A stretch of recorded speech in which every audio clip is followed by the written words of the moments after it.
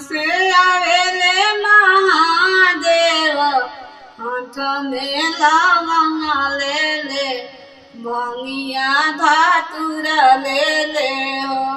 कहाँ से आवेले महादेव हाथ में लवंगा ले ले भंगिया धातुर ले ले हो।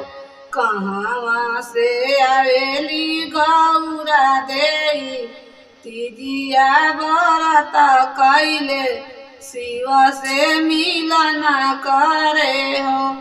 कहाँ से आइली गौरा देई तीजा के व्रत कैली शिव से मिलन कैली हो।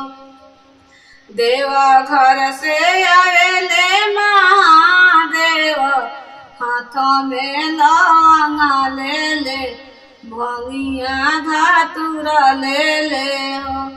हिमाचल घर से आइली गौरा देई तीजिया व्रत कैली शिव से मिलन कैली हो। हिमाचल घर से आइली गौरा देई तीजिया व्रत कैली शिव से मिलन कैली हो। कहाँ उतरब महादेव हाथ में लवंगा ले ले भंगिया धातुर ले ले हो। कहाँ उतरब महादेव हाथ में लवंगा ले ले भंगिया धातुर ले ले।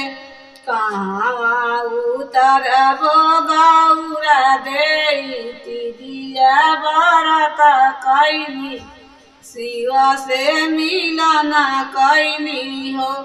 कहाँ उतरब गौरा देई तीजिया व्रत कैली शिव से मिलन कैली हो। अगना उतरब महादेव हाथ में लवंगा ले ले भंगिया धातुर ले ले हो। अगना उतरब महादेव भंगिया धातुर ले ले हाथ में लवंगा ले ले हो। कोहबर उतरब गौरा देई तीजिया व्रत कैली शिव से मिलन कैली हो। कोहबर उतरब गौरा देई तीजिया व्रत कैली शिव से मिलन कैली हो। काई खियाइब महादेव हाथ में लवंगा ले ले भंगिया धातुर ले ले हो। काई खियाइब गौरा देई तीजिया व्रत कैली शिव से मिलन कैली हो। भंगिया खियाइब महादेव हाथ में लवंगा लिहले भंगिया धातुर लिहले हो। फलवे खियाइब गौरा देई तीजिया व्रत कैली शिव से मिलन कैली हो।